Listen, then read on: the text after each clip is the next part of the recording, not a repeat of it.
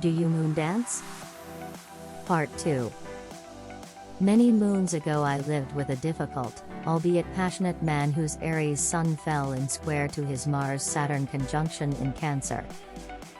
My Libra daughter's sun exactly opposed his sun and also squared his Mars-Saturn. Meanwhile my Saturn Libra opposed his sun, also conjunct my daughter's sun, and squared his Mars-Saturn Cancer. Needless to say, our family went on red alert each month when the moon crossed Cancer. Edgar Cayce, America's sleeping prophet, defined family life as the hotbed of karma. Not every family possesses volatile astrological components. However, karmic short circuits certainly exist for most. They can be discovered if you look for them. Moondance was designed to promote each reader's personal discovery process.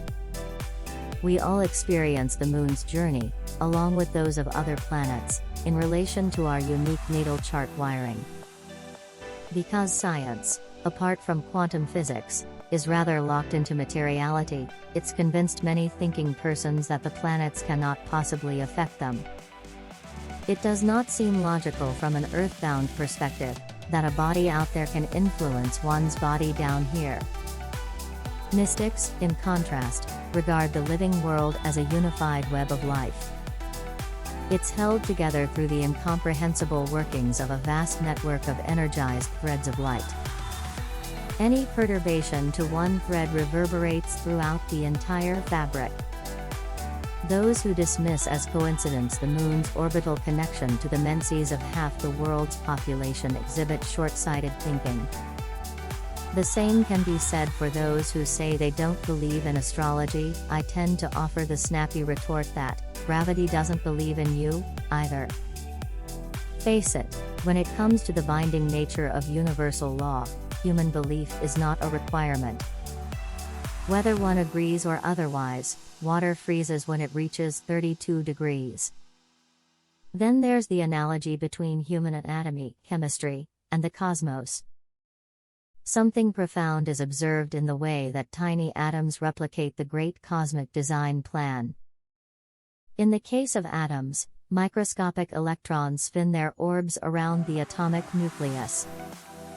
In the solar system, the planets enact similar circle dances around a central sun. Could our planet serve as a mere atom in the body of Creator? That sort of conjecture got one killed centuries ago. To expand empathy beyond what is familiar, the moon invites us to come along as she journeys through the topography of the collective soul. Sharing her passages, we vicariously experience all 12 archetypal expressions. When we align with our feelings' nature, we are able to tap into the essence of each one. The moon serves as the vehicle that allows us to truly become one with all that is.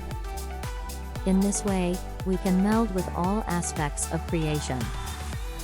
Therefore, on inner planes we become the 12 archetypes of time.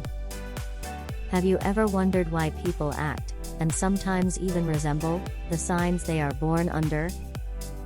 The answer carries a bit of cosmic poetry.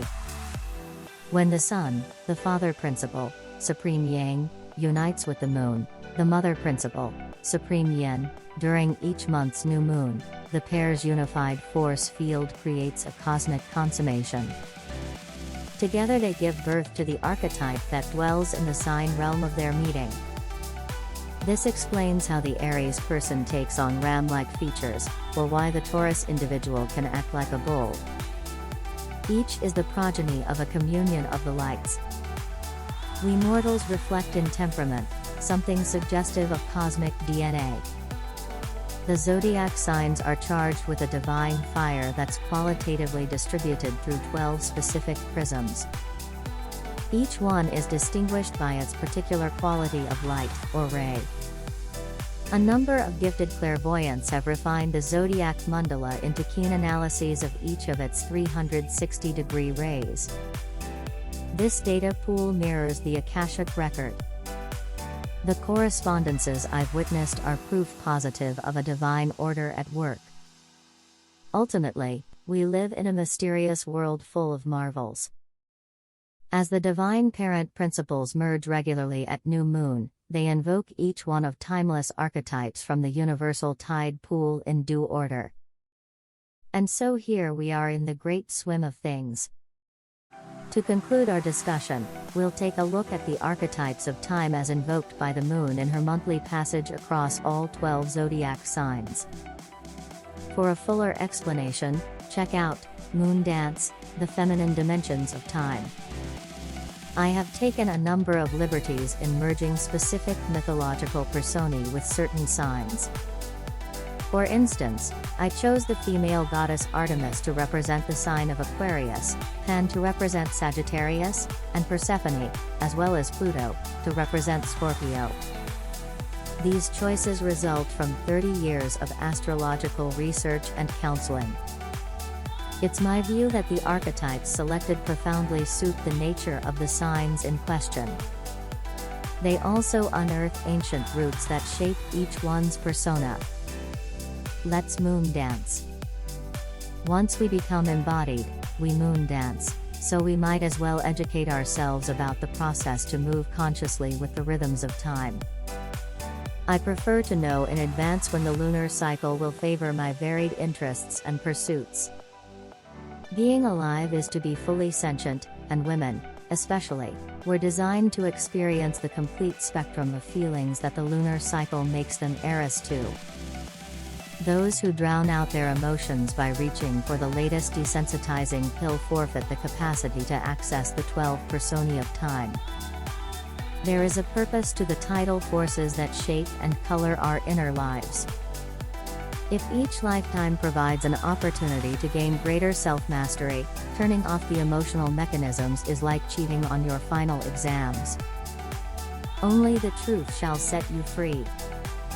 Chemically anesthetizing sentience does nothing to improve one's spiritual status. With the moon serving as our lantern, the shadow aspects of our inner selves become illumined. Through the gift of her light, we can access a higher awareness. It doesn't come from suppressing how, or what, we feel. Instead, by accessing the range of emotions that color the human experience, we broaden our fundamental humanity. At essence, each of us is a living prism of time. And Creator has endowed us with various forms of sentience. The Aquarian age invites us to tame our emotions not by denying them, but rather by learning what they exist to teach us. The creation blueprint consists of 12 quintessential personae. To varying degrees, all of them live inside of us. With this knowledge serving as medicine, the heavenly plan points the way for human beings to learn to live more lovingly in a shared world of untold wonders. Moon dances happen. Let me know, what do you think? Looking forward to your comments.